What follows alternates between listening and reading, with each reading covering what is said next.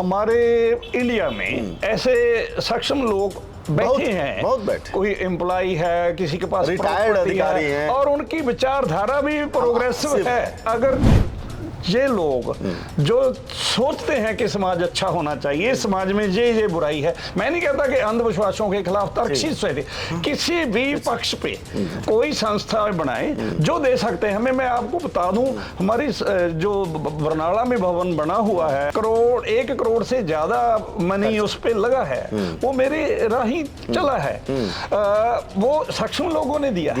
अगर सारे भारत में ऐसे लोग हैं तो मुझे नहीं लगता कि फाइनेंशियल प्रॉब्लम आ सकती है, कि वो स्टूडेंट हैं जो पढ़ाई में भी अच्छे हैं, जिनकी घर के हालात भी अच्छे हैं, जिन्होंने इस संगठन में या इस जैसे और संगठनों में भागीदारी देनी थी, वो तो चले गए हैं। वो उनसे जुड़ते हैं, पढ़ते हैं, लेकिन संगठन में आकर काम करना, टाइम देना, ये बात ज्यादा नहीं है।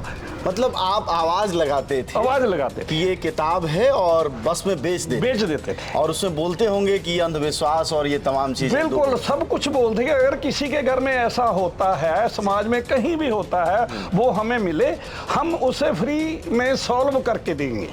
पंजाब में तर्कशील आंदोलन के प्रधान, पंजाब तर्कशील सोसाइटी के प्रधान से हमारी मुलाकात हो रही है। आइए हम उनसे जानते हैं कि तर्कशीलता का यह आंदोलन कैसे शुरू हुआ, शुरुआत किन लोगों ने की और किस तरह आगे बढ़ा। राजेंद्र जी, आपसे हम जानना चाहेंगे कि कैसे यह आंदोलन आगे बढ़ा, कौन लोग फाउंडर थे जिन्होंने इस बड़ी परंपरा की शुरुआत की।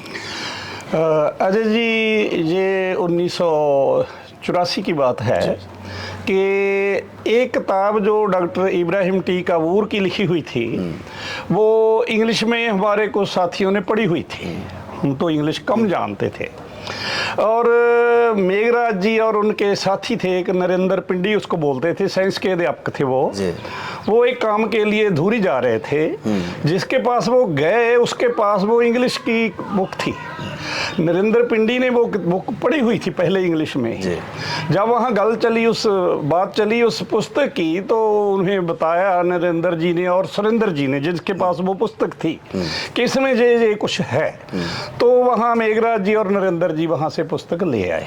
जब उसको पढ़ा गया, देखा गया कि उसमें जो स्टोरी थी वो बहुत ऐसी थी कि हम पंजाब में बहुत सारे जो प्रोग्रेसिव लोग हैं वो ये तो नहीं मानते थे कि भूत प्रेत होता है, या जो तांत्रिक होते हैं उनके पास कुछ होता है, या जो ज्योतिषी होते हैं उनके पास कुछ होता है, या आत्मा के बारे में सब कुछ होता कि नहीं होता। लेकिन इस बात का आंसर हमारे पास नहीं होता था कि अगर किसी में भूत प्रेत की छाया पड़ गई है, कोई सिर घुमा रहा है, किसी में कोई बोल रहा है, किसी घर में खून आ रहा है, फिर ये कैसे होता है? अगर भूत नहीं है तो ये क्यों होता है?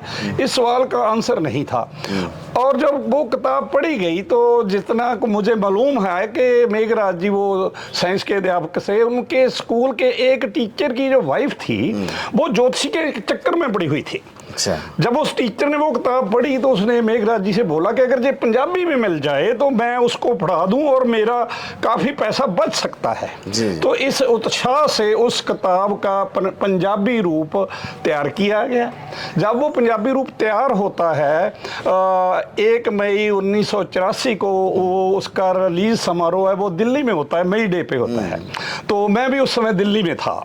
वो किताब हमें मिली तो लगा कि हमें तो बहुत कुछ मिल गया है, पूरे समाज के लिए वो आंसर मिल गया जो अब तक हमारे पास नहीं था।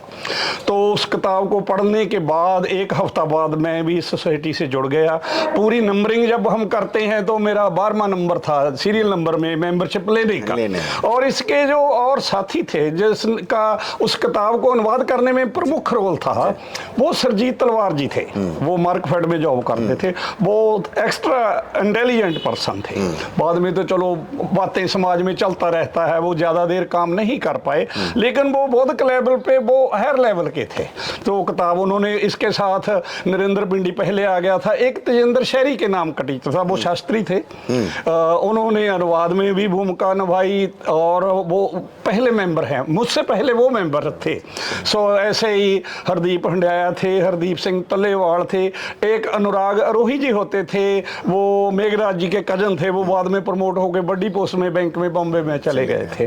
बहुत अच्छी टीम थी और ज़्यादा टीम थी जो हमारी वो टीचिंग डिपार्टमेंट की थी। सो बस उस दिन से तो वैसे ऐसा मान लो कि पीछे मुड़ के नहीं देखा। मुझे आज भी वो बात याद है कि जब वो पहले किताब छपी तो मेरी जॉब जहाँ से 100 किलोमीटर दूर थी, जब मैं जॉब पे जाता, एज की वजह से भी 24 का था मैं, जाता तो मैं बस में, जैसे हाकर सामान बेचते हैं, मैं बस में बोल देता और कम से कम 10 किताब उस बस में लग जाती। और मुझे ये भी खुशी मिलती कि उस किताब में जो थोड़ा बहुत मार्जिन होता था 1 रुपए का, तो मुझे कभी कभी ये भी लगता कि मेरा तो आने जाने का किराया भी मिल जाता था। मतलब आप आवाज लगाते थे, आवाज लगाते थे कि ये किताब है और बस में बेच देते थे। और उसमें बोलते होंगे कि अंधविश्वास और ये तमाम चीजें, बिल्कुल सब कुछ बोलते कि अगर किसी के घर में ऐसा होता है, समाज में कहीं भी होता है, वो हमें मिले, हम उसे फ्री में सॉल्व करके देंगे, ये भी बोल देते थे। और आपको ये भी बता दूं कि किताब जो पहला एडिशन था वो ऐसे ही हमारे सभी वर्करों ने, पहला एडिशन था वो पहले साल खत्म हो गया। मतलब बिल्कुल यह जन आंदोलन की तरह हुआ। बिल्कुल राइट। और यह जन आंदोलन मतलब हक, आप सोचिए शिक्षक थे और शिक्षक रहते हुए जी आपने आवाज दी होगी, जैसे वो पेन वाले, चॉकलेट वाले। बिल्कुल वैसे हमें पता था कि वो अट्रैक्ट करते हैं। भूत का नाम लेते ही सारी बस एकदम चौकन्नी हो जाती कि भूतों की बात हो रही है बस में। तो करते तो ऐसा हो। अब आगे फिर यात्रा बढ़ी और अब जबकि हम 84 से लेकर अब तक लगभग 4 दशक से थोड़े साल कम बचे हैं, जी हो गए हैं, जिसमें कि बहुत सारी, तो इस विकास यात्रा में किस किस पड़ाव पर आपका संगठन पहुंचा, अब तक क्या क्या काम हो पाया है, संक्षिप्त में बताइएगा। काम तो ऐसा हुआ जब एकदम फैला हुआ, ज्यादा लोग जो थे वो ट्रेड यूनियन से थे। अच्छा। पंजाब स्टूडेंट्स यूनियंस की ऑर्गेनाइजेशन जो प्रोग्रेसिव है, और एक शहीद भगत सिंह के नाम पे जानी जाती थी नौजवान भारत सभा, ज्यादा लोग उसमें से आए। वो पहले ही एक्टिव थे, गांव-गांव में उसकी ब्रांचेज बनने लगी। मुझे याद है कि 2 साल बाद इसकी 117 ब्रांचेज पंजाब, पूरे पंजाब में। तो जिले भी नहीं आपके यहाँ? नहीं, जिले तो तब 13 थे, 13 जिले थे और 117 ब्रांचेज बन गई एकदम। चैलेंज कर दिया सभी तांत्रिकों को, सभी ऐसा। अब तो हम वैसे नहीं जाते, जंग भी थे, स्ट्रेंथ भी उसी तरह की थी। हम तो किसी डेरे पे किसी बाबा के एकदम चले जाते थे। अच्छा, चैलेंज करने ही मौके पर चले जाते थे? सीधे ही चले जाते थे कि कोई चौकी लगाता है, कोई कुछ ज्योतिषी है, उसने दुकान डाली, उसमें जाता था, उससे सवाल पूछते थे तो वो ऐसे ही बोलता था। उससे बहुत उत्साह मिला।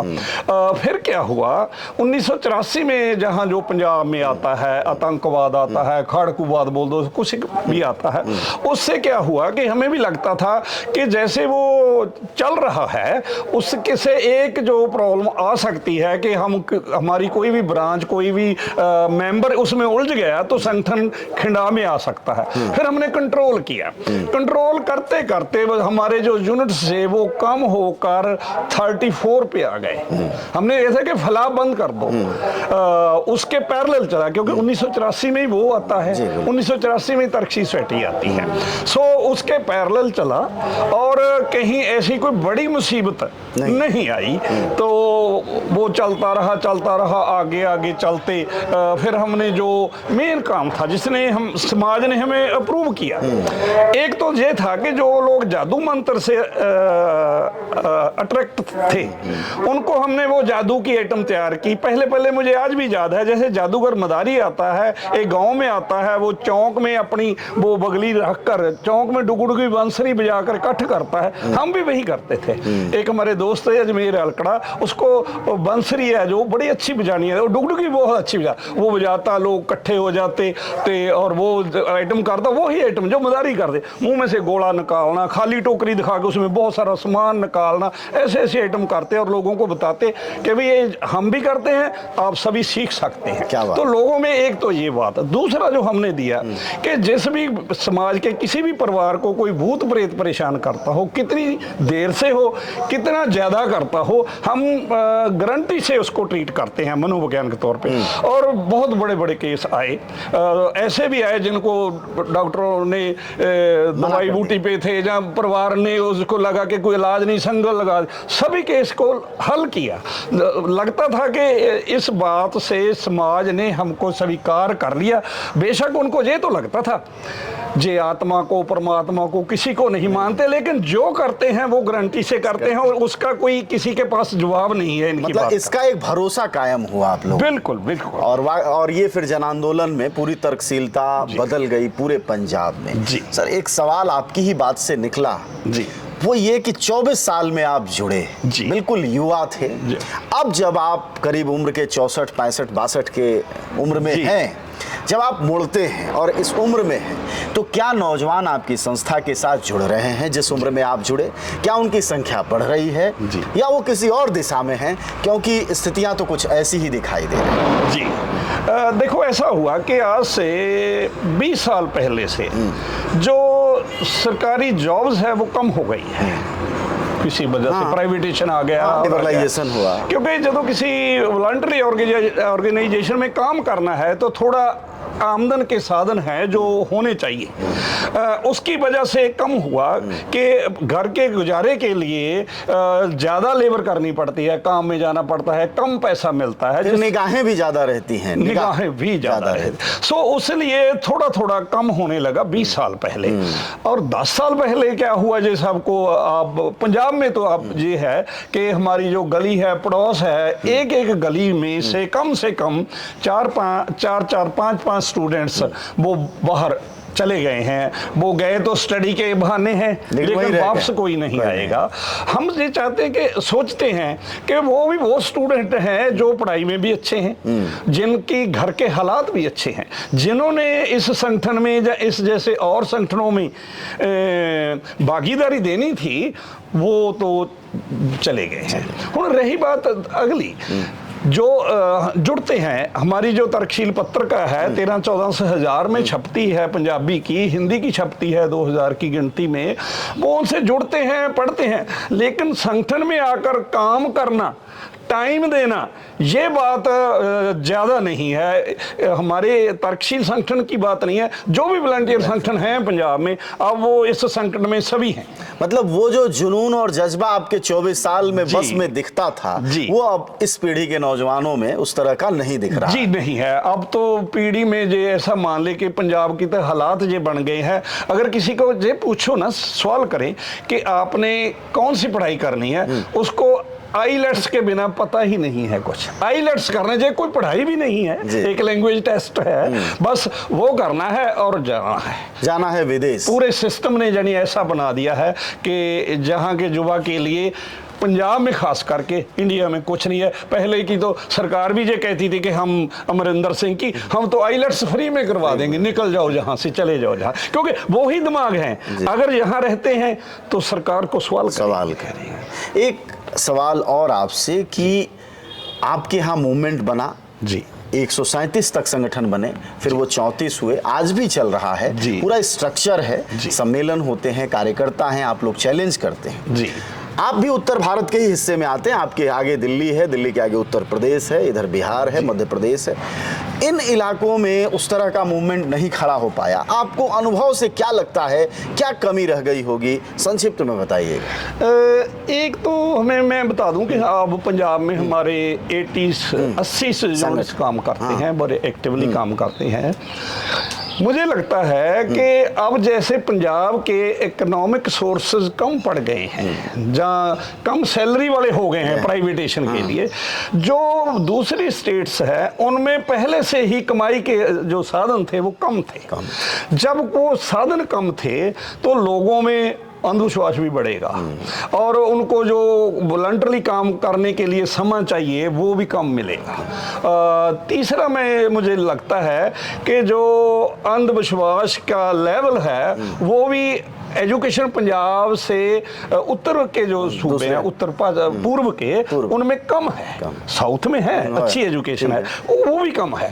तो इसकी वजह से भी मुझे लगता है जो उत्तर पूर्व की है, जो दूसरे भी कह लो कि पश्चिम के राजस्थान वगैरह, वहाँ भी जो इस तरह की ऑर्गेनाइजेशन है वो उसे संगठित रूप में नहीं आ सकी। वैसे हर स्टेट में थोड़ा थोड़ा छोटा छोटा काम तो चल रहा है।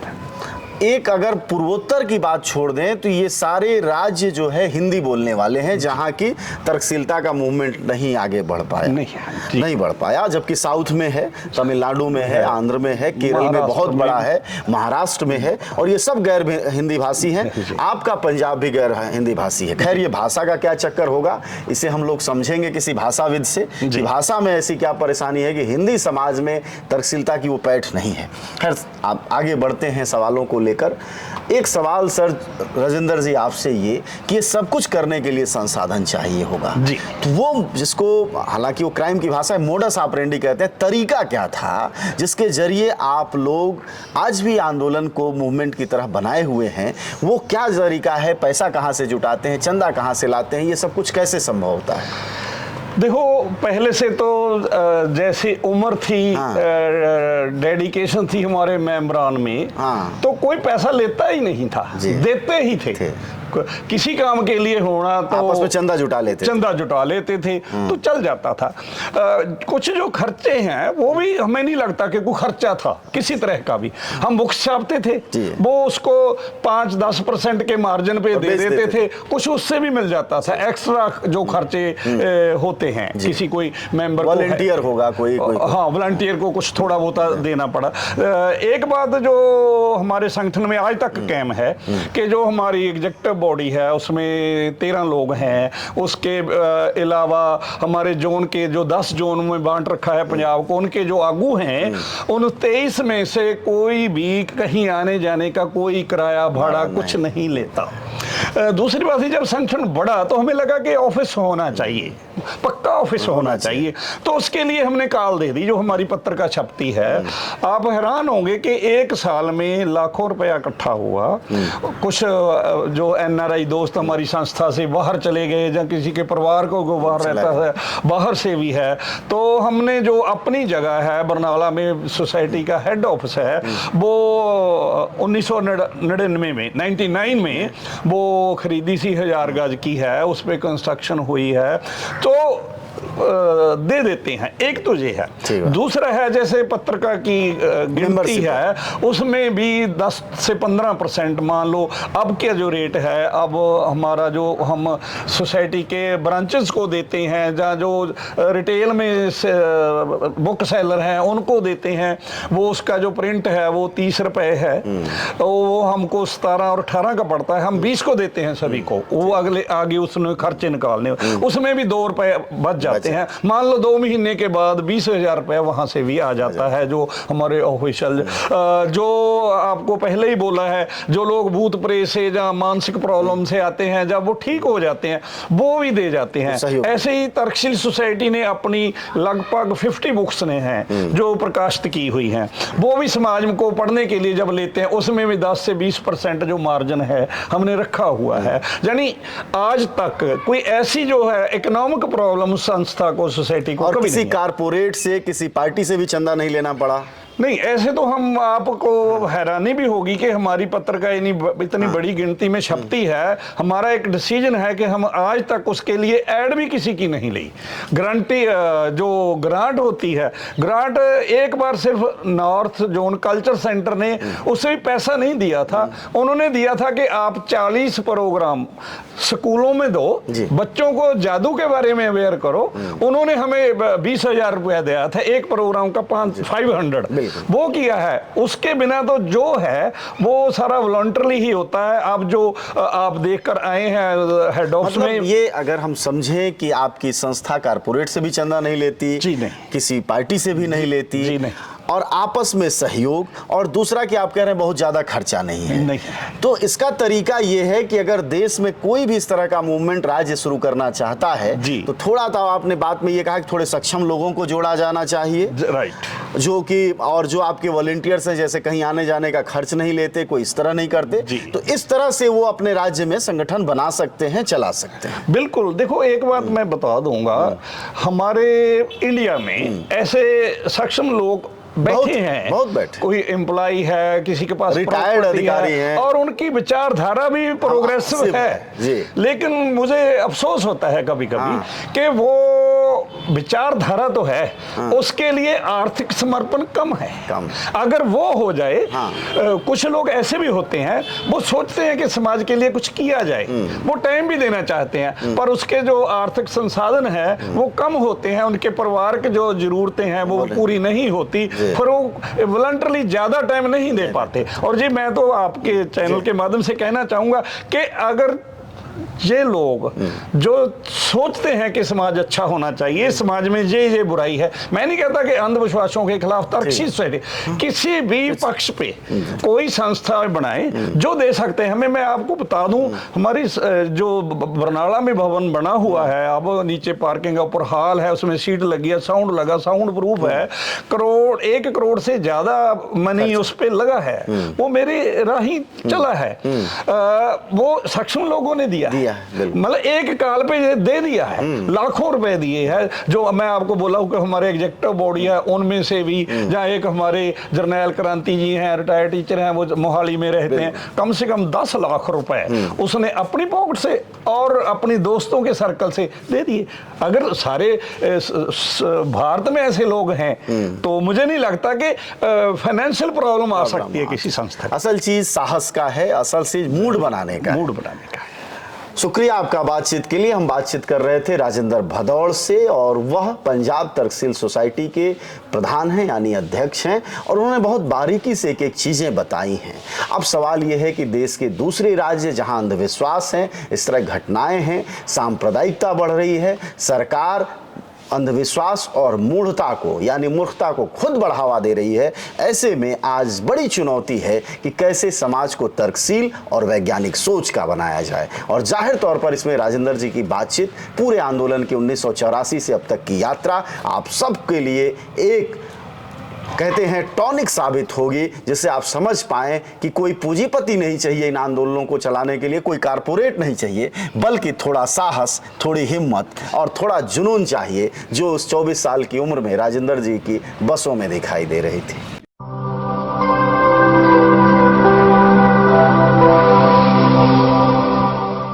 जन ज्वार, जनता की मीडिया।